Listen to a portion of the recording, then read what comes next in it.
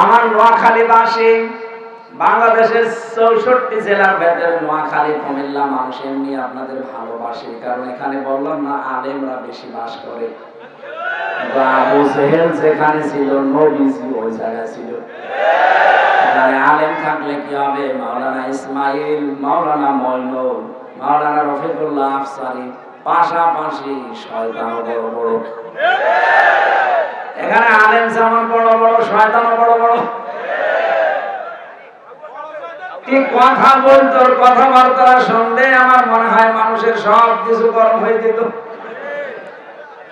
মরণের ঘর থেকে আল্লাহ ঘুরিয়ে নিয়ে আসলে একটু শুকরিয়া আদায় কর না। আবার পেছনে লিখেছে ইসলামের, আবার পেছনে লিখেছে মানবতার। তুই মরণের তো আজরাইল দেখে আসলি না সিঙ্গাপুর থেকে? কি অবস্থা তুই দেখলি? তোর চেহারা দেখলে মানুষ ভয় পেত। আল্লাহ একটু সুস্থ করে একটু শুকরিয়া আদায় কর না। শয়তানের বৃদ্ধি মনে আছে আরো বেড়েছিল। দুনিয়াকে যারা টার্গেট বানিয়ে দেয়, মহান আল্লাহ তাদের আখিরাত নষ্ট করে দেয়। ইন্নামা নুমলি লাহুম লিয়াজদাদু ইসমা ওয়া লাহুম আযাবুম মুহিন। মানুষের পাপের বোঝা যখন পরিপূর্ণ হয়ে যায়, আল্লাহ পাক বলেন আমি অপমানজনক শাস্তি দেই। আমি বাংলাদেশের সাথে একটা আয়াতের হুবহু মিল পাচ্ছি এখন। সূরা নমল 20 নাম্বার পারা, এটা 19 নাম্বার পারা, 20 নাম্বার পৃষ্ঠা 7 নাম্বার লাইনের 52 নাম্বার আয়াতে। আপনি বাড়িতে একটু বাংলা অর্থ আর তাফসীর মিলাবেন। এই বাংলাদেশের সাথে খাপের খাপ, মুমতাজের বাপ। একটু দেখেন তো আমার কাছে। ফাতিল কাবুয়ুতুহুম খাবিয়াতান বিমা সালামু।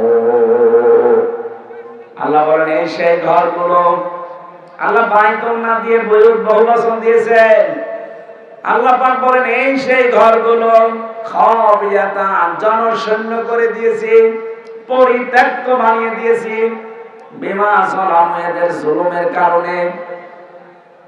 জালেমরা যেখানে যেখানে, সারা বাংলাদেশের 630টা থানা, কম বেশি প্রায় জায়গায় আমি গেছি, যেখানে জালেমরা জুলুম করেছে, পুরা জায়গাটা পর্যন্ত আল্লাহ অভিশপ্ত করে দিয়েছে।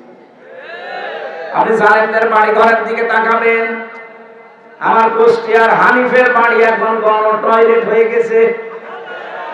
আপনাদের কারা কাকুর বাড়িটা এই পাশের জেলা কুমিল্লা। মানুষের বিরুদ্ধে সবচেয়ে বেশি এই দেশে ইসলামের বিরুদ্ধে যারা ঠান্ডা মাথায় ষড়যন্ত্র করেছে, এই লাকসামের ওই লোকটা একটা। তার বাড়ি ঘর দেখেন, বাড়ির সামনে লিখে দিয়েছে মানুষ আয়না ঘর। জালেমদের অধিকাংশ বাড়ির নিচের আমি খবর জানি, কারণ অধিকাংশ মানুষকে যারা টর্চার ছেলে নিয়ে জুলুম অত্যাচার করতো তাদেরকে পরে ছেলে পেতাম। যত মানুষের সাথে ছেলে আমার দেখা, এই নোয়াখালীর একজন ছিল, হাতিয়ায় বাড়ি, হাতিয়ায় জেলায় না, এই লোকটা একটা আলেম কওমি মাদ্রাসার। আমার সাথে পাশের ছেলে ছিল, কি এত অত্যাচার করেছে।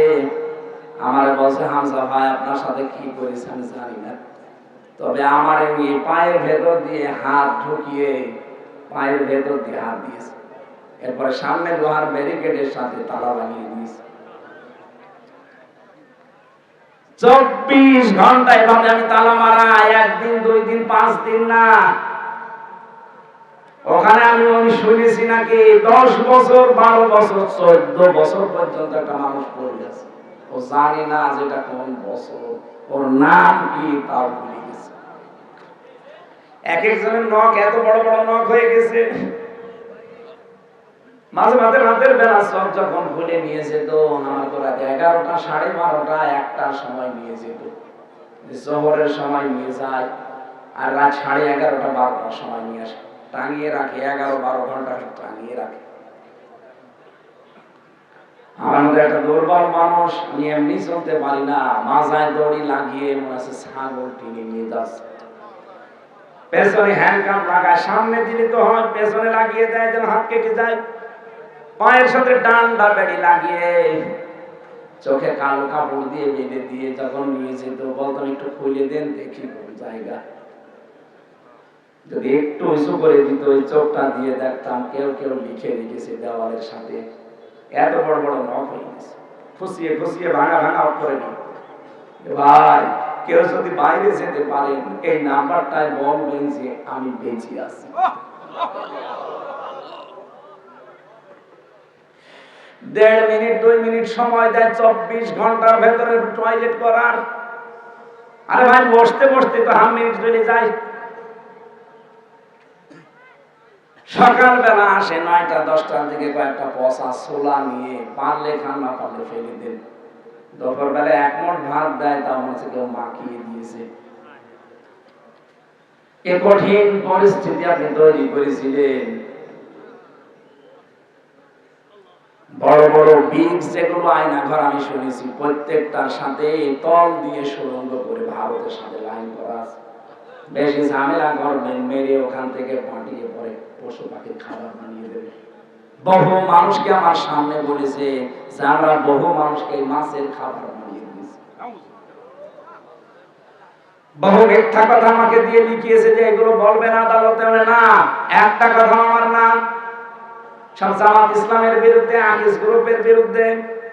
না, এগুলো আমার বলা সম্ভব না। বলছে যদি না বলেন আপনার বউ তুলে নিয়ে আসবো।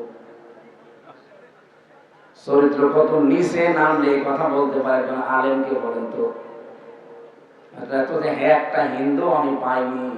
রিমান্ডে যত অফিসার পেয়েছি সব মুসলমানের নাম।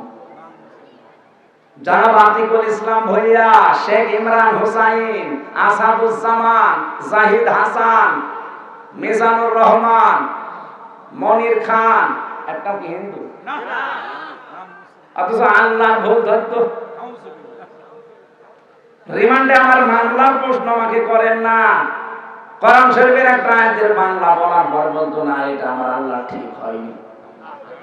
বলেন আল্লাহ যারা ভুল ধরতে পারে আমারে তারা ছাড়বে না। বলেছিল আলেমদের হাত ভেঙে দেব, জেল খাটাবো। শুধু বঙ্গবন্ধুর ওই মূর্তিকে যেন নাক ভেঙে দিয়েছিল তাই।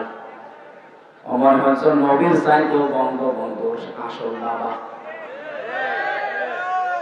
এখন 2টা মার্ডার মামলার আসামি ধরা পড়েছে 3 দিন আগে। আমার মনে হয় ওরে এক্ষুনি 4-5টা ডিম দেওয়া দরকার। শয়তান সব বলে ফেলবে কেন কেন কি করেছে, আর এই সচিবালয়ে আগুন লাগার পেছনে কারা দায়ী সব বলতে পারবে। আলেমদের বিরুদ্ধে যারাই অবস্থান নিল আমি একটাকেও ভালোভাবে যেতে দেখছি না। কালামানিকের কি অবস্থা, কলার পাতায় শুয়েছিল, এমনকি ওর বিসিও উড়ে গেছে। আপনি যে জিজ্ঞাসা করেন আমি যেখানে ছিলাম তার পাশের রুমেও আছে এখন। কারারক্ষীর সাথে মাঝে মাঝে আমার তো দেখা হয়, বজর বজর রাতের বেলা কাকায় বিসি নেই, তোর বউ থাকবে।